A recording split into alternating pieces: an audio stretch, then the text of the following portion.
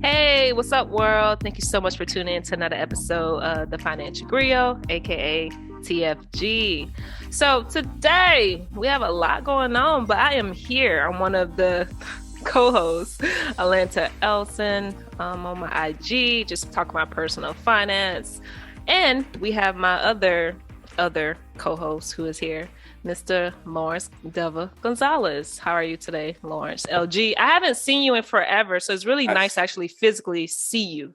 Physically, so you can't physically, virtually see me. Virtually, but it's like it's the same thing. Close enough. Yeah, it's been a bit. A lot of people don't know that we do pre-record a lot of our episodes, kind of batch record, talk about what we feel like, especially when it comes to us, and then we kind of go out and pursue our dreams, right? And I was actually in Quebec City, living it up with my wife. It was an amazing trip.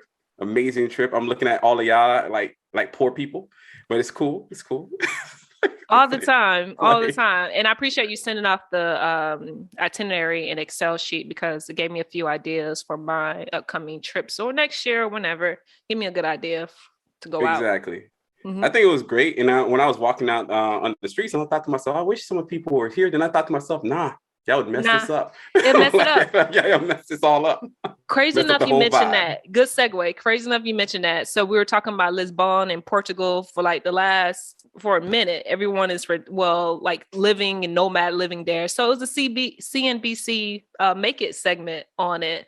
The population that actually increased. 7% of the population are citizens there. People are just flocking to Portugal right now. Just they messing it up. They are about to mess it up, man. Mess up their entire vibe. But this conversation is not about us and not about our personal travel and having a good time in these streets. We're actually talking to a very young person. Like, it makes me feel bad. It makes me feel like I need to stretch or something because this guy's like, he said he's Gen Z. You have to understand, Gen Z is not millennials. They didn't grow up watching cartoons like we did in the 90s. I think they might have had like Nickelodeon or something, some garbage. Did they have Nickelodeon tenure? We were talking, but ultimately, James Bowman is the host and creator of the podcast Gen Z Mon-E. You kind of spell it out like a cool person, like an old person. We're gonna have to take notes like while he says what it is. But ultimately, he is a Army veteran. He served he served in the military like I did, so I can salute to your service, whatever, young buck. We see in the background, he out there pulling the strings, but he also talks and brings on a lot of great guests on his podcast. And I think that's how I ran into him. Like, I think he might have reached out to me first, but then I started listening to his podcast and I noticed that he would bring in everyone, no matter who it was, whatever age group it is, people that are breaking the mold and figuring out money very early and ultimately deciding their wealth going forward. So without further ado, I'd like to introduce my boy out here, James Bowman, the young guy. What's going on? Lawrence, Alainta, thank you guys so much for having me on. And by the way, we did have Nickelodeon and we had Cartoon Network. All right. What do you remember for Nickelodeon? That's the question. That's the question. What do you remember? All right. Because Nickelodeon has changed. Nickelodeon has definitely changed. What do you remember? Let's break it down. Y'all want to go early? We go early. Cat Dog. Okay. I think Cow and Chicken was on Cartoon Network. What else? Okay. Still in the same arena. Yeah. All right. I was a Cartoon Network guy, but Nickelodeon might have a few. So of course, Ed, Edd n Eddy, that was a baller. Cartoon Network. Do you remember Recess? Yeah, of course, Recess. Okay. You can sit with the cool kids. Maybe. Well, he can't really remember we had multiple channels though. He had like one or two or maybe even three. I had like a good 7 channels I had to flip through. You had a schedule. True. You had an entire game plan. True. Do you remember the show? I think it was on Nickelodeon. All that. I didn't watch it personally, but I do remember it. But see, I want to let y'all know. Lawrence shaking his head. I'm right on the cusp of Gen Z. Like, I am the first year of Gen Z. So I still remember on the TV where you can only have the last button. So you had to pick between 2 channels and just hit last every time it was on commercial to go back and forth. So I remember, Not bad. I still feel old, but okay. Exactly. So it's actually very cool to have somebody that young to be so focused and centered on financial literacy and just building wealth that early. So I guess my intro question, especially in this day and age where you have high inflation, recession, so on and so forth, what got you into personal finance? Lawrence, that's a great question to start off, man. I think I relate to a whole bunch of people who start off in personal finance with, I got beat up in the personal finance world. You know, I was broke. I wasn't saving any money, living paycheck to paycheck. And I got sick and tired of being sick and tired. And I always tell the story about how I went to the car dealership. They jacked me around. I put every single dime I had to purchase my first car. I had to put insurance on my credit card. So I was not in a good spot. And I remember learning what a deductible was. It was raining outside. I'm like, man, if I drive off this car lot and I crash, I can't even afford my deductible. So it was really out of a place of fear that I learned, like, okay, I need to get control of my finances and I need to start saving money. And once you, as you guys may know, once you start saving money, you get to a point where, okay, well, now where I got to put my money. And you go down this ridiculous rabbit hole of personal finance. I feel like a proud mom right now. Woo! You're so old, you're like, I feel like a mom, like auntie right now. Like, Yes. So you were basically in the military. So this was like near a military base when you went to try to get that car. Even though they tell you don't buy near a military base, as soon as they see that LES come in the door, leave an earnings statement, they got you. And of course, me being stupid, I didn't listen, and they jacked me around in the military base. Can you clarify for people who are not familiar? I know exactly what you're talking about. I lived in places where military bases were located, and they do take advantage of veterans and soldiers. Can you just explain to people, like, what is the stigma behind that, stereotype of just buying close to the military base or purchasing things, especially if you're a young soldier like yourself? Yeah, that's a great point, Alainta. So basically, it's guaranteed income. You know, when you're in the military, you get paid salary, whether you work or not. So when you bring up that LES, that leave-in earnings statement, your pay stubs, essentially, they know that is guaranteed. You are going to get that money twice a month, every month for however long your contract is. So it's kind of as a civilian, you work and you get paid, and then you work and get paid, and that's it. But for the military, it's just you get paid regardless if you work or not. And so it's kind of just a guaranteed income, which means there's no risk involved. So we can charge them whatever we want. We know they're young. This is probably their first car purchase. So they just get preyed upon because it's just so risk-free to them. Yeah, on top of that, one of those things that they do is, because at least in the Marine Corps, is you can't skip the payments because they will call the actual base. And they'll find you. Like, dude, what? I didn't know that. You can't, like, they will take your money. Like, your actual company would actually say, you know what, if you're not paying it directly, we'll pay it for you. Like, we'll take your own, because everything is through the military, and the military is about honor, integrity, and fulfilling your commitment. So if you're not fulfilling your commitment, we'll just dock your pay directly anyways, even if your car got repossessed or not. Like, it's just, they know. So they're saying, like, you're not about to drag our organization into the dirt. Right, period. Like, it's like, I'm gonna call your boss. I'm gonna call your boss, and then your boss knows. Now he's gonna tell everybody at work. Now we know. Oh, Lawrence don't pay his bills. Mm-mm. Oh yeah, wow. And it messes you up too, because it messes your own promotions. It could really mess up, I guess, the type of details you get on, so on and so forth. Like, yeah, it's not a good look. So it does make sense, because I do have family members who are in the military. My partner's in the military, and it's always shared with me that they don't like to do anything that's, I guess, entails or can have an opportunity for the military to know. That's like medical and everything. Like, everything is really shared. Information is like interjectly just shared everywhere. So wow, I can definitely see that. Woo. Yeah, I'll tell a quick story. When I went to go purchase my second car, I was going to go get like a little cash car. And I'm like, you know what? I'm just going to go get a little personal loan. And there was this little military lending place outside of the base. Of course, everybody told me, don't go there, blah, blah. But I went there and I'm filling out the application. And they're like, what's your supervisor's phone number?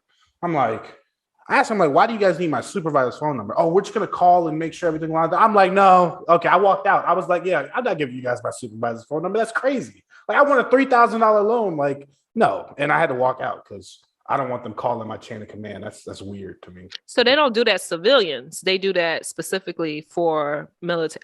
Okay. Yeah. Because what is your civilian boss going to do? Yeah, exactly. Okay. So they know, and they're being very tactful of, they're going to get their money no matter what. Gotcha. Woo. Or they're going to tarnish your name. tarnish your name, drag your and name. they're gonna still take their money. Still take their money. It's like, either way, we're gonna get this money. So basically, you started off with this bad experience, your first experience with trying to get this car, knowing that you have to pay this much. So what happens next? How do you have this conversation with your peers about money? Do you get into like the 401k at the time, or you just continue down the line of making purchases on credit cards? Yeah, that's a great question, Lawrence. So after that first experience buying this car, going basically, having like $5 in my account, I went down the saving rabbit hole. Like, first of all, I need to save at least my deductible. That way, if I crash on my way to work, I can at least cover that. That's not going to bankrupt me. So I saved my first $1,000. I get that done. I'm like, you know what? That wasn't so hard. I'm going to save another 1,000 and another 1,000. And I just got into systematically saving. I, wandered into that, pay yourself first. As soon as I got paid, I transferred money out and lived on the rest. And it just compounded over time.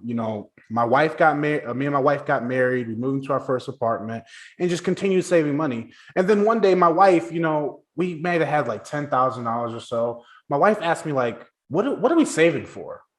And I had absolutely no answer for her, man. She was like, I'm ready to spend this money. What are we doing? Yeah. Well, it's just the concept of like, you're saving money for no reason. Like, if you're not intentional, then you're just saving money for no reason. So that's where I was like, okay, I don't even know what I'm saving for. So I went to YouTube University. I'm like, where do I need to put my money? What am I saving for? And that's when I started learning about Roth IRAs, 401ks, real estate, and things like that. But unfortunately, with my time in the military, nobody else cared, man. Nobody else cared. And it sucked because I was getting really interested in it. And I'd get a little bit of interest here and there, but nobody really cared, Did you feel like a little isolated? Because I recall, I'm just happy I had people in my life like Lawrence and some more people to talk about financial literacy. But did you feel like low key a little bit isolated, or you couldn't really share this newfound information, like the aha feeling like, oh, someone can actually relate to me or have those different discussions with? Or was it more or less just you and your wife talking more about it once you start diving deep into financial literacy? Yeah, I wouldn't call it I didn't feel isolated. I felt sympathy for the people around me, because you could see in the military, especially, like, it's like no matter how much you make, their families have financial problems at every single rank. So if you're an E1 and you're making all your bills, but your NCO, that's your supervisor, is living paycheck to paycheck, you're like, how is that even possible? You're making so much more money than me, but you're living, above your means, or you don't have enough money, or financial problems are striking your family, and you feel really bad. And so I would hear these stories. Oh man, I got to go take out a loan to pay for tires or whatever. And I'm sitting here like, listen, like, I can help you. I can fix your problem. But who am I, the little E3, E4, to trying to tell a sergeant, E6, E7 how to manage their money? Nobody cared. It kind of changed when I became in the leadership at the E5 role, and I could talk to soldiers below me and they take my advice a little bit more, but there was never really an excitement from them. Yeah, I'm gonna say this about, I guess, the military experience itself.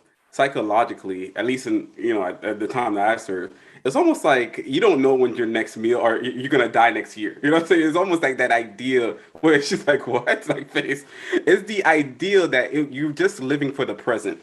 Because you're always living for the present, you never focus on the future. Like, what's 5-10 years from now? Like, me having a home, me having a family, how does that look? It never materializes, especially if you got to go deploy. Like, if you got to go do this exercise. So we're like you said, we're stacking money sometimes. Some people were stacking money, but there was no real reason. Besides the fact that there's only so much you could spend on after you bought a couple CDs, like a couple DVDs out here. You did all of that. Everything else was paid for. 9 times out of 10, you had your room and board already covered. So you're getting paid twice, basically bi-weekly every time. It's always coming in. And I think it's around like at least $1,000 for even the lowest level, right? I mean, it's more than that now. I mean, no offense. Okay, yeah. That was back in the day. Whoa. I'm sorry. That was back in the day. You guys were like 3 years ago. Stop it. Back in my day, it was back in my day. It was a little bit like $800 per. But you're making money that you had nothing to do with. So you could do anything you want. We had free movies, we had free video games, we had like, come on. So you have people just spending money, but we didn't have a real intention to live for more. And I think that conversation with your wife is very important because that's what pivots you.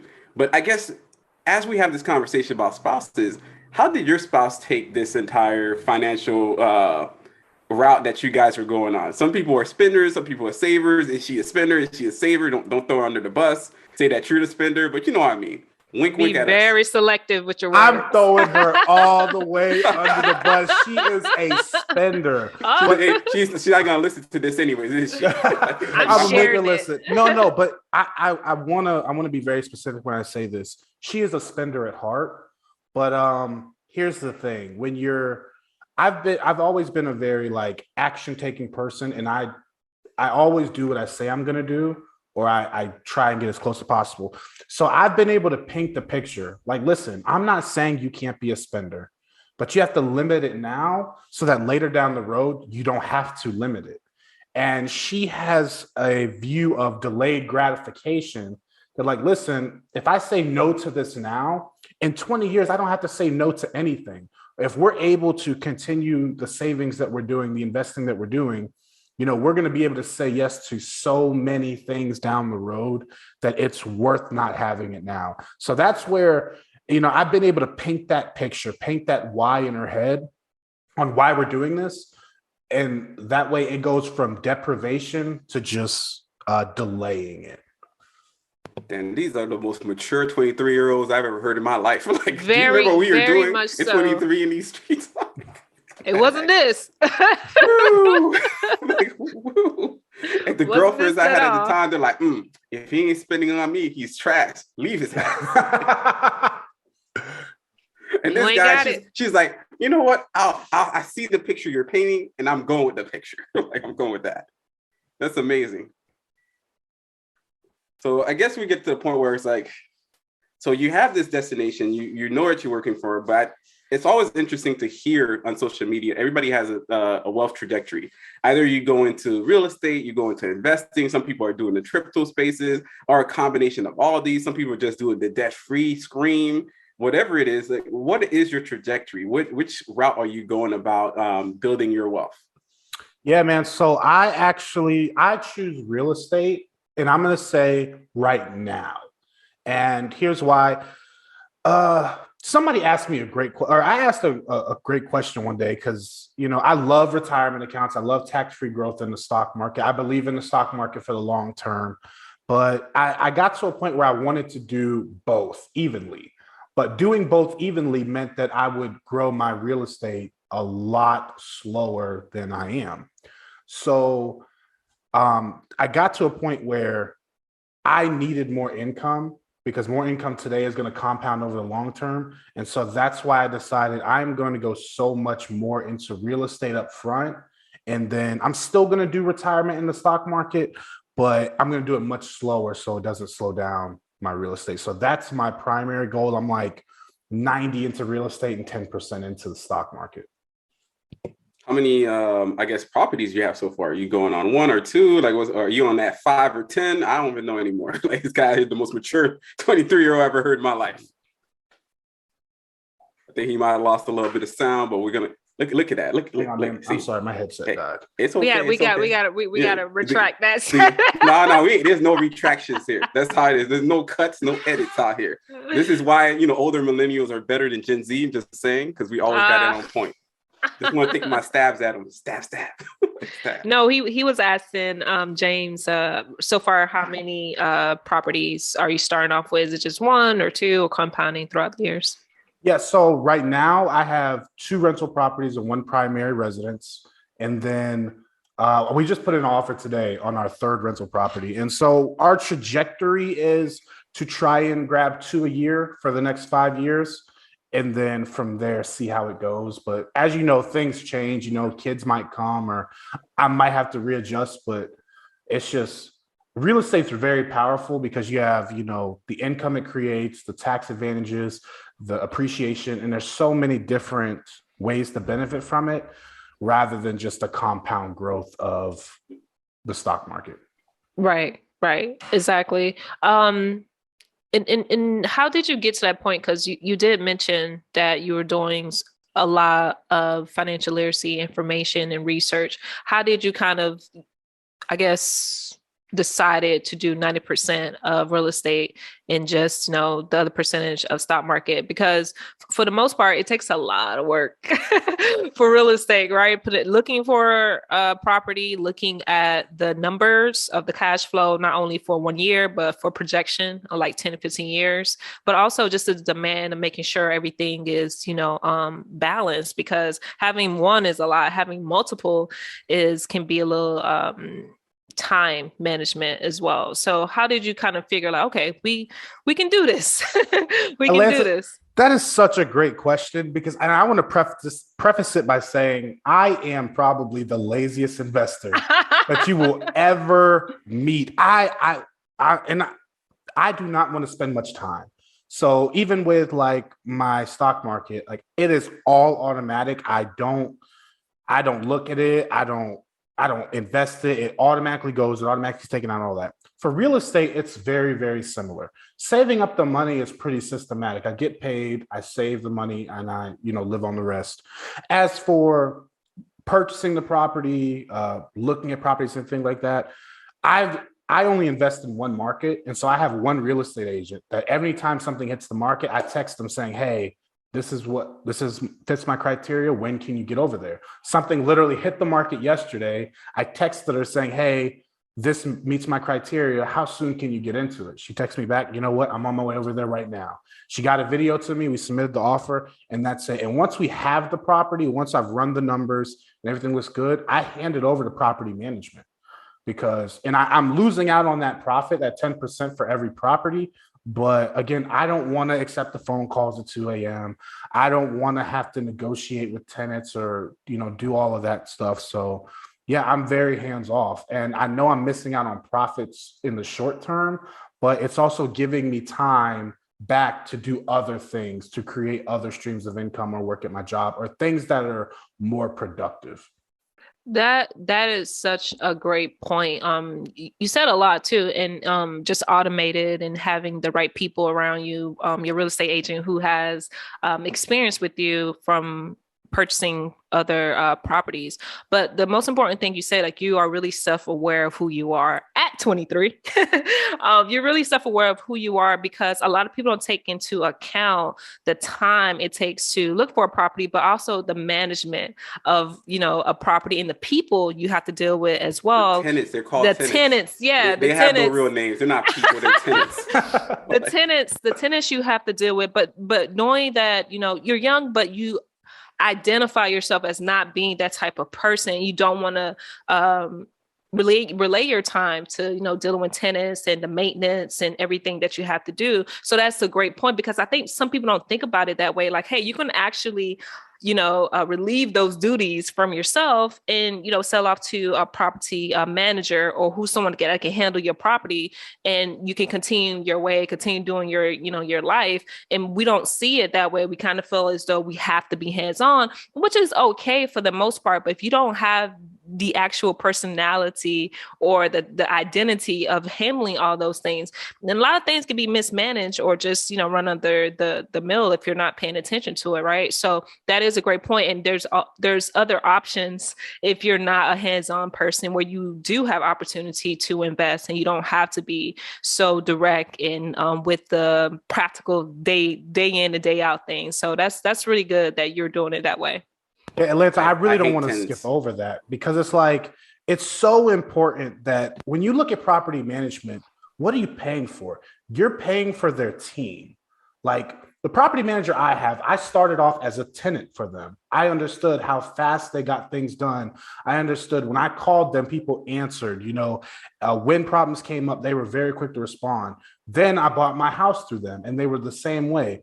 And so I've been with them at different capacities for years and years. And so I know that I cannot provide the level of service that my tenants require on my own without having to build a whole team. And that takes a whole lot of time, effort, energy, and probably won't even be profitable at that point compared to the 10% that they're taking. So Yeah, and they are the professionals. Like, I'm not a professional roofer. I'm not going to get on and do my roof. I'm not a professional plumber. I'm not going to come fix a toilet. I'm not a professional manager. I don't know my state laws. They do. So hey, that they're worth it. That's why everybody's like, you know what, this property won't cash flow unless I manage it myself. I'm like, then don't buy it, because you're not a professional manager and you're going way over your head in most cases. That's true automated wealth building right there. Yeah, man. I'm like, I hate tenants. I hate their requests. I hate what they have to say. Like, oh, the thing is plumber. Go find a plumber. Go do it yourself. Like, how about that? Don't mess up my house. Are you hands-on with your tenants, Lawrence? Yes, I am hands-on, unfortunately. Oh. Yeah, I'm not, like you said, I'm not cash flowing. I'm basically on the cusp of just making more than enough. But the moment I actually bring in a management team, I might be just kind of like flush, which is, it might not be that bad. I'll see how it goes. I did try to get a management company to come through, but Tallahassee didn't have like the good ones. Like he said, he worked with people directly. And I think that's a very important concept, to actually build a team from beginning to end. Build a team based on people you actually worked with as well. So you know what they're capable of, you know how they can handle things, and you could actually pay for a really quality service.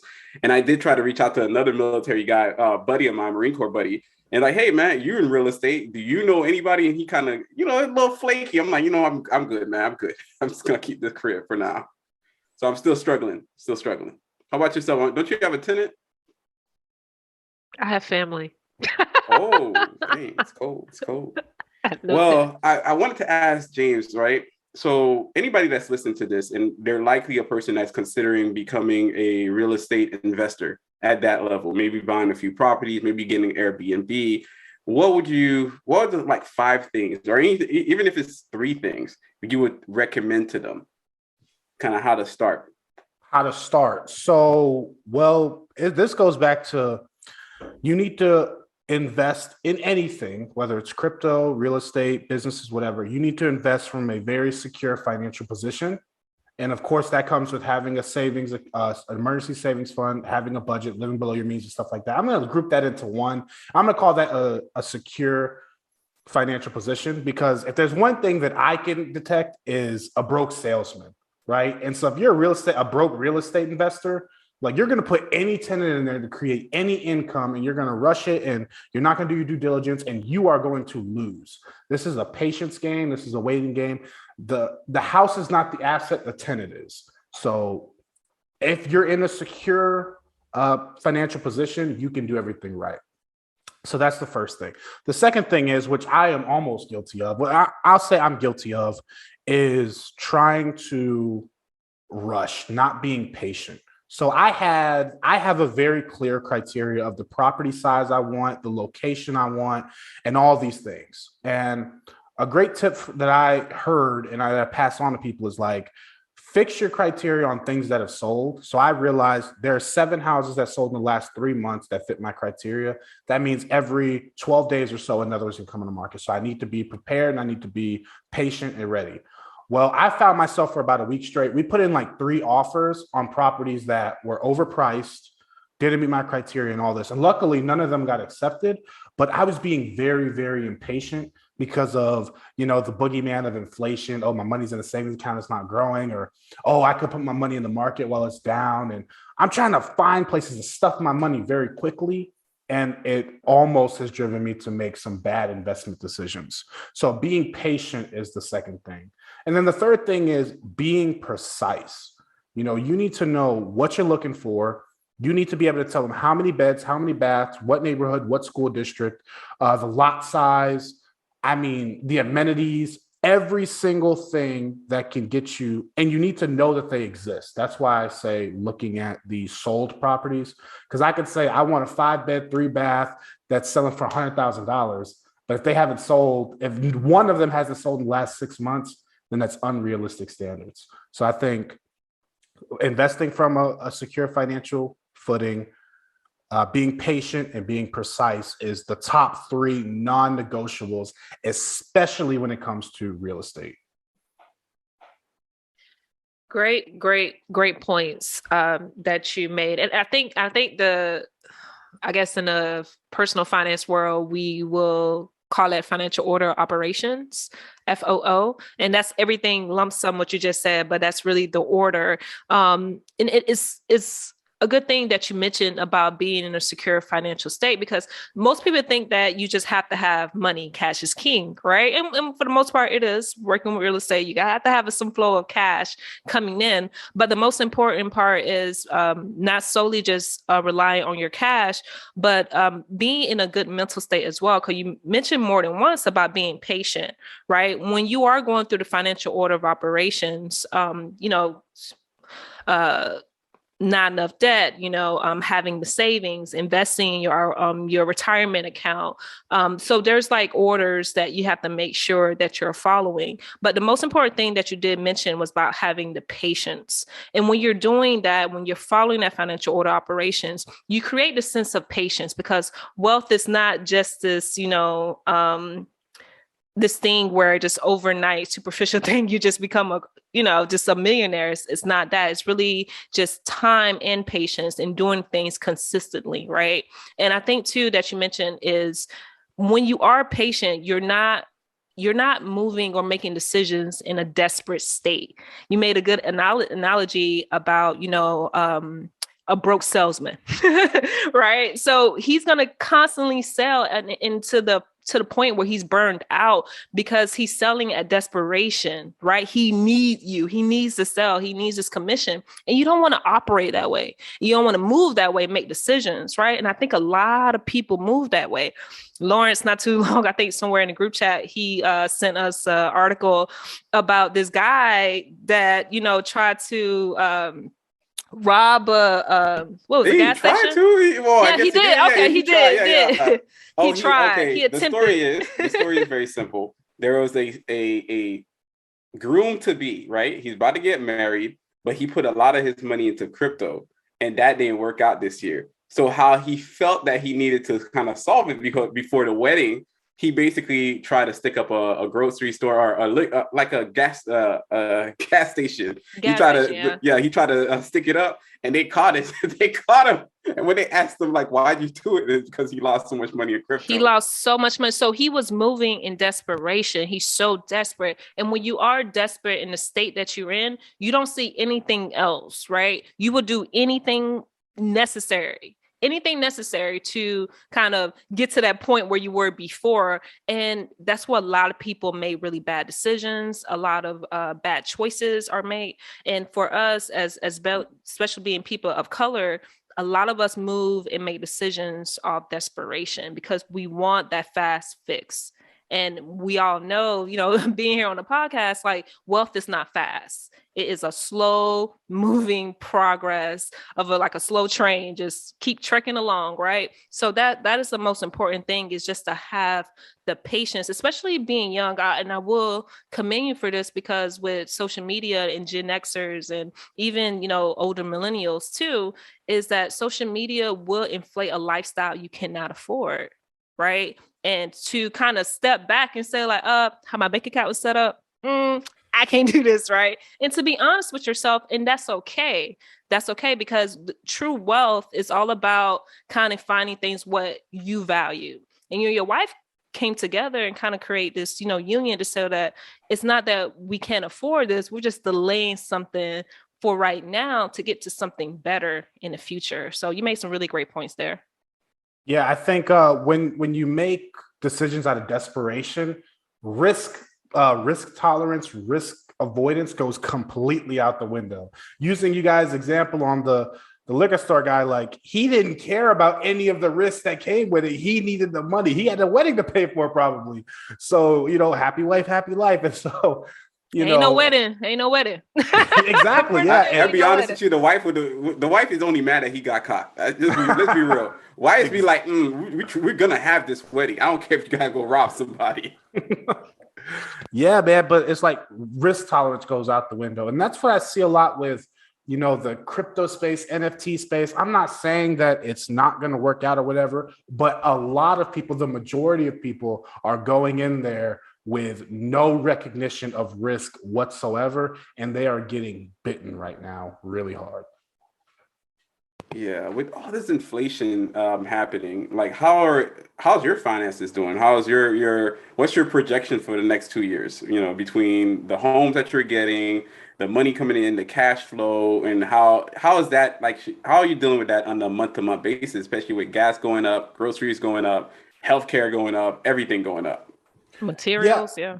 Yeah, so I don't deal with like the material cost inflation because I'm not doing rehabs and stuff like that. My thing about inflation, it's going to happen regardless. Like I want people to know everybody's trying to hedge inflation by gold or what all this stuff. Listen, it is going to happen. Whether it's at 8%, it's at 3%, it's going to happen. We have no control over it. We just have to deal with it. With that being said, I think it is an overinflated problem.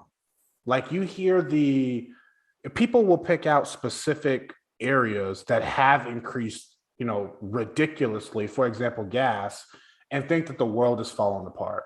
Like, I don't think that this is a permanent, there's so many other avenues that are coming from it, like the war in Ukraine, we're not using Russian oil as much anymore, things like that. So I do not think this is going to be a permanent problem. With that being said, with our finances, we haven't changed anything. We've been able to continue to live on the same budget we had in January of this year. So yeah, things are a little bit more expensive. So, we might buy a little bit less things, but we've structured our life to the point where we can cut out things that don't truly bring us value and allocate that money elsewhere to, for example, gas. But I just think that it's not as big of a problem as people are making it seem, and it's not going to last as long as people seem. But of course, I'm no economist. I'm just an optimist, and I hope it doesn't. And if it does continue for the next 2-3 years, then we might have a serious problem. But as for inflation, I'm not too worried about it. Now, what I am worried about, which has actually impacted me drastically, is interest rates going up. It's crazy because 30 days ago, or let's just say 45 days ago, I was getting pre-approvals for this next purchase, and they quoted me at like 6% for a rental property. And the last property I bought was at 3%.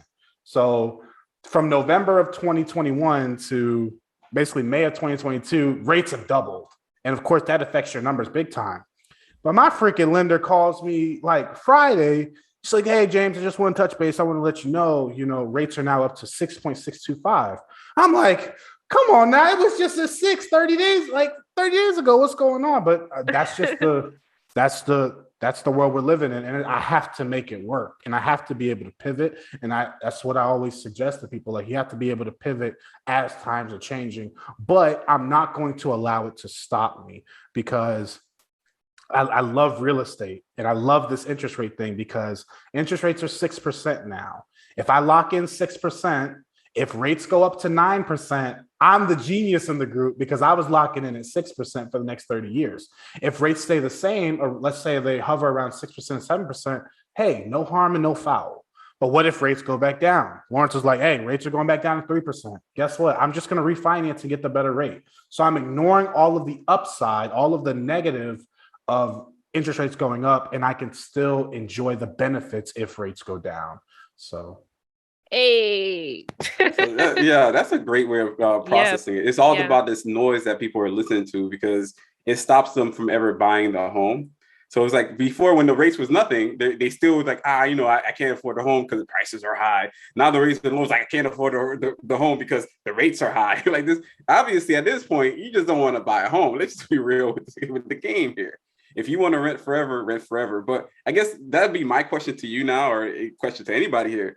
Like, how do y'all feel about this advice that goes on social media that, hey, renting is better than buying a home? Get controversial in these streets. Well, you want to go first, Alainta? No, you're the guest. Go ahead. Yeah. So my opinion is, I think that in about 10% of the world, renting is better than buying a home. I do think home prices are going to continue to go up. I don't see a crash coming. I'm no economist, though. I'm optimistic. I see how the landscape is, and there are still way more home buyers than there are homes. So I don't think there's a crash coming. I think prices are going to continue to go up. And maybe in 10% of the world, or in the United States, renting is more beneficial than owning. But Lawrence, we talked about in our episode on my podcast, I don't remember the episode number, But, buying a home is a very, very strong indicator of wealth building, because you're getting appreciation. You're most likely lowering your housing expense, and you have something to pass on. You can't pass on the apartment you're renting to your kids. You're passing on a liability. So those who prioritize that are going to 100% build wealth faster than those who are not, unless you're the exception to the rule. But in most case scenarios, your mortgage, your property taxes, insurance isn't going to keep up with the rise in rents over a 5-year, 10-year, 20-year span of times. Maybe in 1 to 3 years, but for a lifetime, 90% of people need to own a home in order to increase their rate of building wealth. Yeah, so I would just add on and just say that it is what James has mentioned, a great wealth builder for people, but also it is something that as people of color have always been almost shunned or not able to even gain access to homes, right? Redlining, bank things, all sort of things historically. But it's one of those things where if you don't make a decision on what you would like your life to be, and not just a year or 2 years from now, but 5, 10, 15 years from now, then it's going to prevent you from making any sort of decisions, right? So I'm a homeowner almost 2 years now. And I remember I purchased my home in 2020. So this was in the rat race, the rat race of the pandemic, everybody trying to get a home when interest rate was at like 1-2%. I closed on my home at 2.6%. I still remember people telling me that, hey, maybe it's not a good time. There are people rushing and this and that. Now we're at interest rate of 6%. And I am located here in West Palm Beach, Florida, the beautiful home sunshine state in West Palm Beach. And this zip code alone is more millionaires than the United States. And people don't think about the lack of access. We're talking about wealth building, especially people of color. And I think about, what if I didn't close on this home? What if I took people comments and people criticism about what was going on with the economy and take it as my own? But the choice that I have made 2-3 years ago will not only grow and appreciate throughout time, but also is a place where I can call home for the rest of my life if I choose, or I can, like you mentioned, pass down to my family or sell. Equity right now is everything here in West Palm Beach. And we're now seeing the disparities in how you are either the have and the have not. I've seen it throughout the US, and I'm specifically seeing here in West Palm Beach. Either you have it or you do not have it, based on a decision. So what you have decided 2 or 3 years ago, 5 years ago, what you want your life to be in the next decade. And for me, I want my life to be a comfortable, luxury life with my family, but also I want to have options to make sure that we're okay. If I want to leave Florida, if I want to sell my home, I have the option as well. And sometimes we don't think about those things in placements. So make up your mind. If you make up your mind, nothing will stand in your way. That's how I feel about home buildings and whatever is happening in the economy, because it is just noise. If that's what you really want, then no one will stand in your way.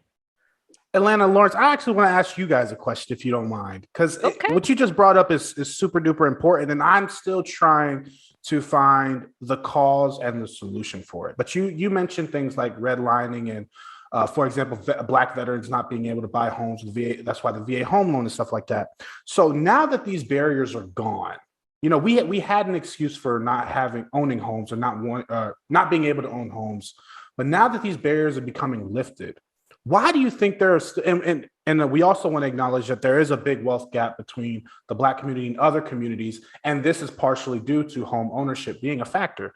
But why do you think there are still people, in today's age that are like, Alainta, you shouldn't be buying a home? Like we see what it's done for wealth building for other types of people, whether it's white people or whatever the case is. Why are we still saying that? Because I get it all the time too. So what do you guys think on that? I'm gonna come in on this one. first and foremost, what Alainta said was 100% on point because she did buy it during the pandemic. And I know there's a lot of people, even before the pandemic, people would say stuff. People that don't even own homes would give you opinions about the home ownership process, but you've never even been in it. It doesn't make a lot of sense. So she goes through it. And I remember earlier today, you actually or was it yesterday, you posted that your equity is up like 100,000. It was today, this morning. Yeah. Yeah, 100,000. That's basically like what, 50K per year since the time you actually purchase it. You're looking at an opportunity in which people are making money, but it comes down to, I think, our community, specifically the Black community, the way that it's structured now, either it be from a cultural standpoint that we're prioritizing the wrong things. I mean, basically looking at celebrities, because that became a big deal, not just celebrity worship at this point. At this point, we are at the altar. We are bowing down. Like everything a celebrity does dictates our life now. If Rihanna's having a baby and she's, damn near dressing a see-through going down the street, every other girl who's having a baby is like, maybe it's time for me to dress in a see-through. Like, the moo-moo, that was a straight up moo-moo. Yeah, whatever. At the end of the day, you're like, what does it have to do with anything? When you hear about relationships and dating, everything you hear about is like, I think it's Sierra and Russ. Is this his name? Russell Wilson. Russell Wilson. That's the parameter now. It's either she's dating Future or Russell Wilson. And it's always about gauging ourselves off the wrong people. And because of that, it's limiting our ability to dream anymore. I'm not too sure if people are dreaming of a lifestyle in which they're comfortable, they're at peace, they have a kid, they're taking the kid to school, they're going to a PTA meeting. I don't think people are dreaming or seeing that in their future. So instead of seeing that, they're seeing what the lifestyle is bringing on social media. I want to travel with my bae. I want to do this with my bae, but that's not reality. That's not even the real world. It's just maybe you see somebody's vacation, maybe, but 9 times out of 10, you're not seeing the normal stuff anymore. To the point where one girl told me something about, if you're not going out on dates all the time, I'm like, man, me and my wife don't go out on dates all the time. We go out when we feel like. There is no parameter of what this is. I'm not going to call it a date or not. I just like to go out with my wife. If anytime I go out with my wife is a date, it's a date. I don't know. But all the stuff we saw on TV has muddled our minds to think that that's reality. And I think that's where we are. And that's my stake on that. Do you think that has anything to do with hopelessness for the future, hopelessness for our community? Because, we see the bad where, a lot of our community don't even know if they're going to make it to 18, 21 or whatever the case is. So in my head, if I think that way, what's the point of preparing for after that? Like, do you think that it has to do with, and I don't want to use it as an excuse, right? No, I think it's a great question, man. Like, this is the stuff that, especially as young Black men specifically, I remember older people telling us, especially Miami-Dade, like they'll just run up on you. You be on a field trip or something, some guy pass by, he looks at, hey, young bucks, yeah, I know y'all ain't gonna make it to like 22. So keep your head up out there. I'm like, you could be like 9 or 10 and you listening to other people tell you that you have almost like a age bracket where you die. You listen to, and even like my buddy Cleveland said it, like there's always this conversation at the very start of the beginning of the school year where the principal tells you, some of you will not make it. What the hell is this? Like, you're a child. Like, this is what you hear from your teachers, your administrators, the police, your parents tell you you're not going to make it. So yes, there is such a thing that people are living for the day more and more. But I think it really comes down to priorities. What's cool and interesting now, or what's super relevant for people is sex. We're oversexed. If I had to say something, like, we're completely oversexed. We're overexposed.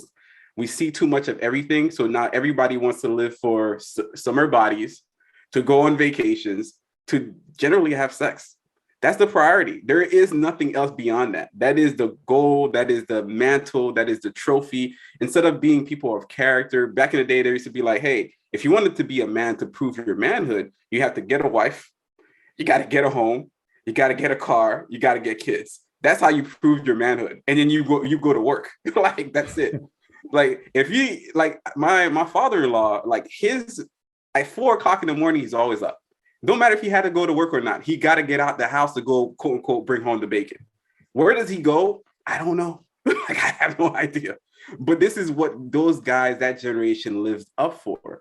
This generation doesn't live for that anymore. That's not the priority. The priority is, can I look a certain way? Can I go to a brunch, a day party? I call it brunch out here. I always have to segue brunch, like, and then go to this party on the weekend, and this is what's going to fulfill me. And that truly, that's our priorities as a culture, and that's where that's really what I see. We had an episode. I don't know how many episode we are in at this point, but we had a topic on the discussion about, I think it was Black Americans spending like $1 trillion at that point. It was a study that I think we're on we were on 1.6 trillion. 1.6. So we're breaking the lines of $2 trillion, right? And this is just a group of people, Black and brown people in this community. So for me, like, historically, it's not to say discrimination is not happening or systemic things are not happening to us where we don't have access to this, or this is not happening. It's not a sole problem. It's the bigger issue is that it's not just the income, it's not the access. We have an issue when it comes to looking at ourselves and filling the void of thinking we need a tangible thing to fill this insecurity or other factors that why we're not at a point we need to be, right? So it's never been an income problem. Right? Because most times when you look at income inequalities, most people have the income, but they're spending it, like Lawrence mentioned, on different priorities. And we're looking at internet, we're looking at these quote unquote influencers, and we're substituting this lifestyle for this incomplete life that we do not have. And it's constantly happening. And as a Black woman, I see it all the time. They pander to us. Not only hip hop, not only influencers, everyone, because we have a deep rooted vulnerability of we want something internally. I just can't put my finger on it, where either we don't feel enough, we don't feel fulfilled, we're not seeing the success in our lives, but we want to fill it with tangible things. Let me purchase this. Let's try to look at her. Let me try to get that summer body. Let me try to get the babe with the beard. There's always this constant thing that we're trying to fill in with each other. And once you start noticing that more and more and more, and you're not changing that as a behavior, then you're not going to change your circumstances at all, because it is a mindset when you're trying to build wealth. You mentioned delayed gratification. We mentioned about financial order operations, but none of these things can happen if you don't change your mindset. And I see it when I look on social media. I see these other people who are pandering sex, right? We mentioned it more and more. I have people that I've known throughout years in childhood who are over sexualizing themselves. And there's a difference between, sexy and having sex appeal, natural sex appeal, where you're just constantly putting that image in front, where it's like there's nothing else that you feel like you can display. And that's something that we're not as a group of people to kind of see, where we can't get to that point, because that's something we're not changing. So for the most part, it's not really an income problem. At this point, I really don't feel like it's more or less an access problem. It's a mindset problem, and it's this different factor you just can't point to. But I don't like to point fingers, and I can only change the things for myself and for my life and for my family. That's all I can do. Alainta, what you just said is really, really controversial, because last month or this month, one of these months, there was an article that came out, and it said that 60% of the millennials earning over $100,000 a year are living paycheck to paycheck. So that proves to you that it's not an income problem. It's not an access to wealth problem.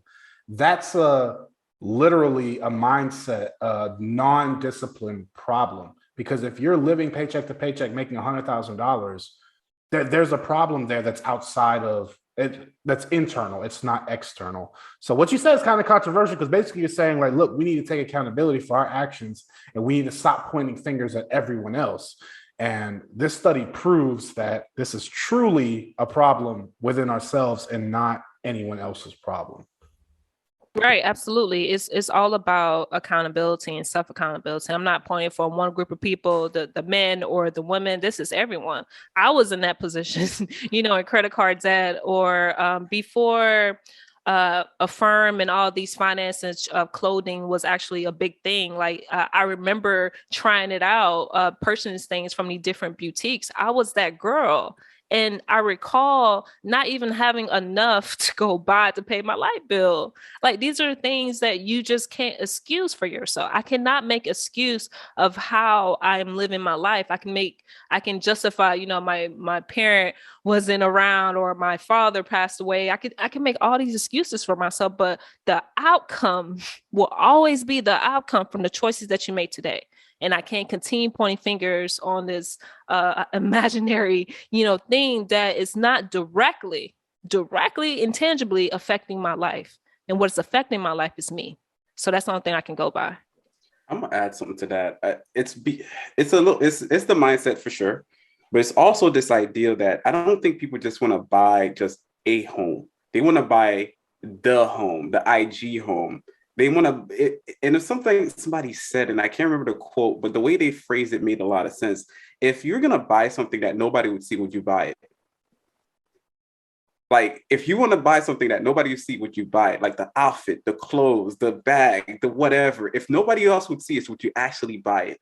And it's wild because the homes that the millennials want, or even millennials and younger want, are not just a regular home. They don't want a condo that's 2-2 that they can actually afford. That's not what you want. You want to live in the city, overlooking whatever, close to everything. Like, because then you could also take your camera and do you could scroll around Instagram, let's go, like get your reels on. And then every day you wake up in the morning, you drink coffee, like put it right back down again. So it's beyond just like what is available out there. I think it's because people just don't want that stuff. They want this other thing. They want the lifestyle.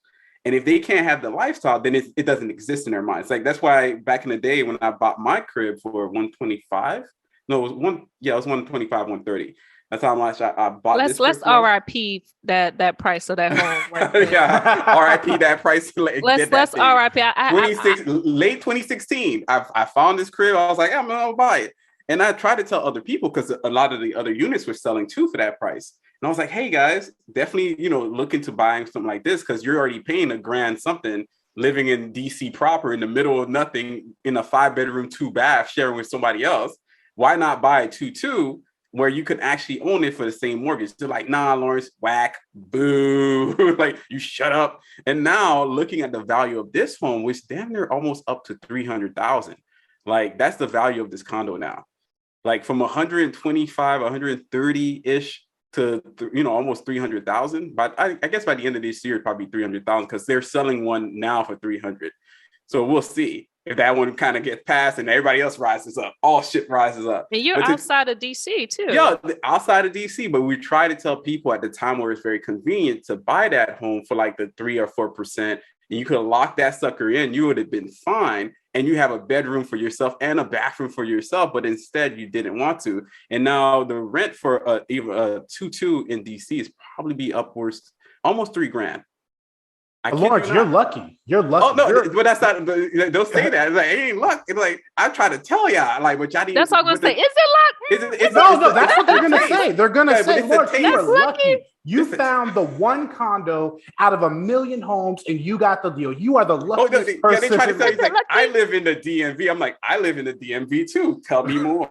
Like, I've always been here. It's always been this place. Well, it wasn't. I was here the entire time too. So you always hear the people the naysayers, the people that want to believe, or I don't even say the naysayers as much as the mind tells you what you want to believe, so you could feel you less believe bad it. about Yeah, it. You can feel less bad about what you didn't do. But you got people really paying $3,000 to stay in a 2-2. It's an insane proposition. How? And then they have the nerve to say, well, if you're a renter, you could invest more. I'm like, how? Where are you going to invest more? How? Like, I could invest more. I'm not quite sure where you get this extra cash from. I could actually own a home and also invest. That's basically this, what's called like rent control. It's the ultimate rent control. My mortgage is still $1,000 per month. It's just crazy because like, you found this. This wasn't a diamond in the rough that only saw value. There were literally 20 of them, 30 of them. And not only was there a bunch of supply of them, you're telling people, you're looking around like, listen, I'm telling you, buy this asset. it's going to work out. Real estate has done, it's gone up over time. You're literally telling I'd even sell them on that. I'll say, hey, you're already paying this much. Why not pay for a bigger space and to just be happier? And then you could pay down your credit cards and you could even travel more. I try to sell them on the things that they love. Like, I don't try to sell you on this, this appreciation is going to happen. I don't know if it was. But I'm saying the money that you're paying right now, this $2,000, whatever you're paying, you'd be better off buying a home, renting out the extra space, making extra cash, whatever it is. But you look at them, you're like, you're lucky, Lawrence. But you don't want to. Some people, they're going to call you lucky, that's like, anytime somebody calls me lucky, I get angry. Because like I'm literally sitting here every day trying to tell people like, listen, you need to buy a home where you live. Yes, if your mortgage is, let's just say it's $100 more than renting. Okay, but some of that's going towards principal. You also have appreciation. You have all of these things that compound. Like if it might not make sense of year 1, it might not make sense year 3, but year 5, year 10, year 20, it is going to make sense. That's the beauty of real estate. Like, but you're lucky, Lawrence. You found what no one else did. You're the luckiest man alive. Nah, Atlanta is a lucky one. Like lucky. Nah, I don't necessarily over time as I got older, I don't really believe in luck. I believe in being the person for opportunities to come to you. But you're positioned for the opportunities to come to you. If I didn't save that amount of money into my retirement account just to have some money for down payment, if I didn't become disciplined years ago of how to budget and manage my money in an appropriate way that fit my life and things that I value, I wouldn't have this home, right? And the things that we don't really kind of look into to kind of like give the props to learning financial literacy, it creates critical thinkers. You become a thinker, and we don't have that anymore for some reason. Everything has to become just this fast thing and Instagram, lifestyle and inflated things that we want. And we Lauren's doing the IG photo. So we want these things that we can't really afford, and we're not looking into like become critical thinkers, like actually learning the process, like purchasing homes that, it may not start off as the home that you want, but you can renovate it or wait. They're giving out grants and money just for you to renovate places, right? Just to purchase this home in a certain area. But like Lawrence mentioned, we don't want that. It has to be this house turnkey where everything is perfect, and life doesn't work that way. And one of the things too, I just realized is that if we don't kind of change what we truly value, then it's not going to be something that is going to be beneficial for us in the next 5 years from now. It's never going to change if you don't change what are you doing, taking accountability for your life. So I don't believe in luck per se. I believe I was disciplined, and I believe that I created an opportunity for myself rather than just waiting like everyone else was advising me at a time. And now look at now, there's like 6-7% for our house. Yeah, Lance, I want to be clear. I was being facetious when I said it was lucky. Look down on them. But I'm gonna give you this gem. And I have a financial advisor I bring on the podcast every once in a while when we talk. He gave me this gem, and I give it to everybody. It's like luck is when preparation meets opportunity. And it just blew my mind, because it's like, if you are not prepared to seize an opportunity that comes towards you, then you're not going to get opportunities coming towards you.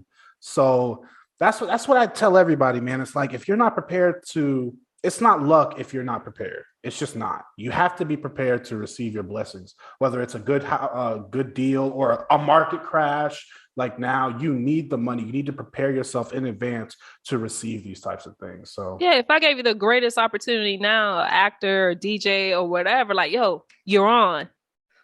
You're stuck because you haven't been preparing all these years, and you claim yourself as this great actor or this great musician, but you haven't been preparing yourself for the opportunity. Right. So it doesn't make sense to me at all. So for me, it's about, okay, if you cannot get a home now, all right, what's your next move? Do you want to live in the place you are? Are you open to moving? Are you open to grabbing your friends who have the same mindset as you to say, let's go in on a bigger home? That would have been a much better, route and idea to just accept rejection, accept failure. And for me, I think my disadvantage was I'm stubborn, but my advantage is I'm stubborn. It's because when I want something, I'm going to work hard to get it. And you're not going to tell me that that opportunity for me is closed. I'm just going to look somewhere else for another opportunity. And I think sometimes we become so deflated when things don't work out our way. And I think Lawrence or Lovely, shout out to Lovely, one of our co-hosts, just mentioned about just letting go of outcomes. It's not going to look like the way that you want it to look like, but you're still in a better position that you thought you would have been. And I think that's the outcome we should think about and entertain more rather than having this idea of how things supposed to be too. So it's a lot of factors in that, but if you can, don't allow anyone to feel as though you're not able to do it. We're coming through the tail end of this conversation. It's been amazing this entire time. I hope anybody that's listening, you got the tidbits of how to build a team, how to be financially secure before you get into this investment game, no matter what you're investing in, either yourself, in a business, in real estate, in stocks, so on and so forth. There's opportunities out there, and these opportunities are not going to meet you if you're not prepared. I think that's the biggest part of that. If you want to be lucky, but you're going to have to put in some work. You want to be rich, you want to be successful, you're going to have to put in some work. Everybody that's done this stuff has put in the work, and you're going to have to do the same. And for those people that didn't put in the work and they become wealthy, that's good on them. I'm not going to say it never happens. That's just good on them, but it's not you. So if you're in that position where it's not working out for you, you might want to put in some work. And I think that's what I learned throughout the time. But I did want to ask James a parting question, especially for the young person. What do you think your life's going to be in 5, 10, 20 years? I know you're going to be a millionaire before I am, but I'm just saying. I don't think I'm going to be a millionaire before you, man, because you are crushing it. I want to be humble. I want to be very humble because I do realize that I have a bunch of privileges. You don't have to be. We flex on here. You don't have to be. Oh, yeah. It's like I have a bunch of privileges. We don't have to be. I sacrificed my body to join the military. The privilege. If you don't want to, I got married earlier than other people would have. The humbleness. If you don't want to, you don't have to. Yeah, but I want to be realistic because I know that it can be taken away at any point. You know what I mean? So it's just a part of me. Like, I don't want to be that flexer. I don't want to be that guy I don't want to be that guru people look for. I want to be realistic. So hopefully in the next 3 to 5 years, hopefully I've accumulated enough real estate to where I can do it full time and retire from my job. My first priority is, of course, to retire my wife and start a family. But that's where I hope to just continue buying 1, 2, maybe 3 properties a year to replace that income from working. And that way I can spend more time doing things that I value, like building a family or going more into financial literacy and helping other people get to where I want to be.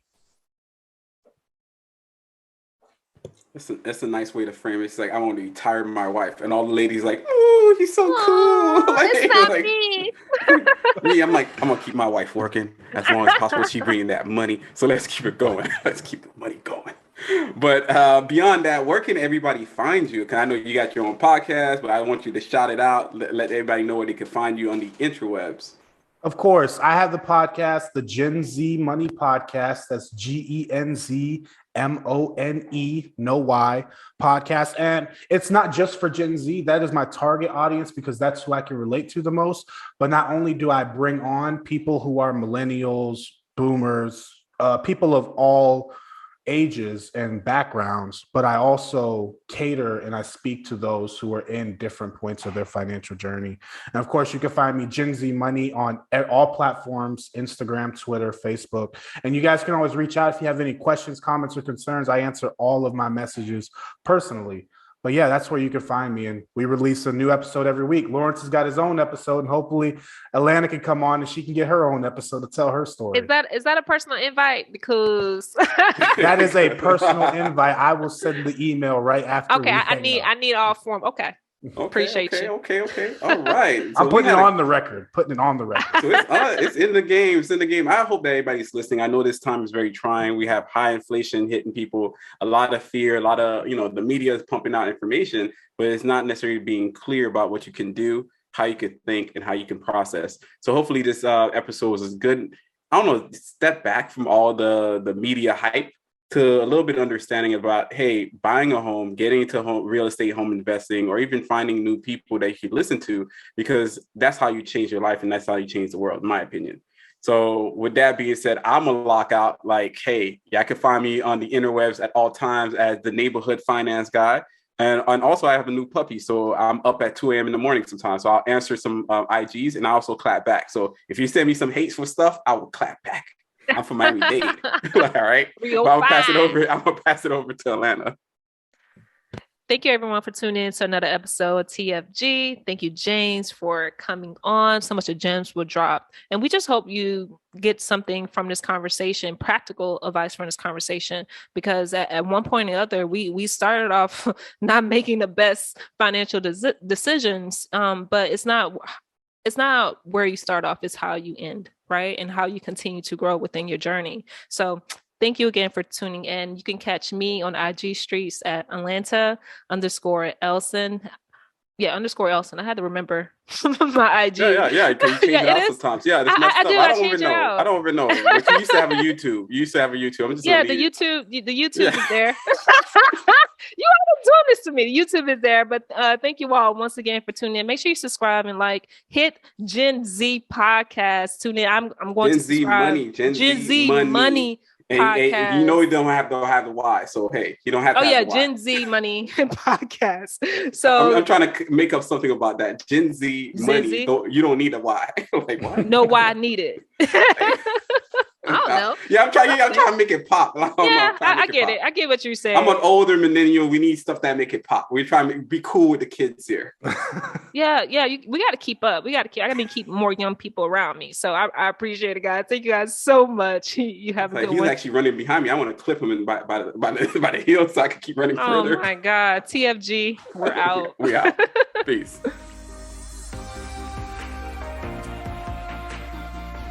Thank you for listening to the Financial Griot Podcast, powered by the Wealth Builders Collective.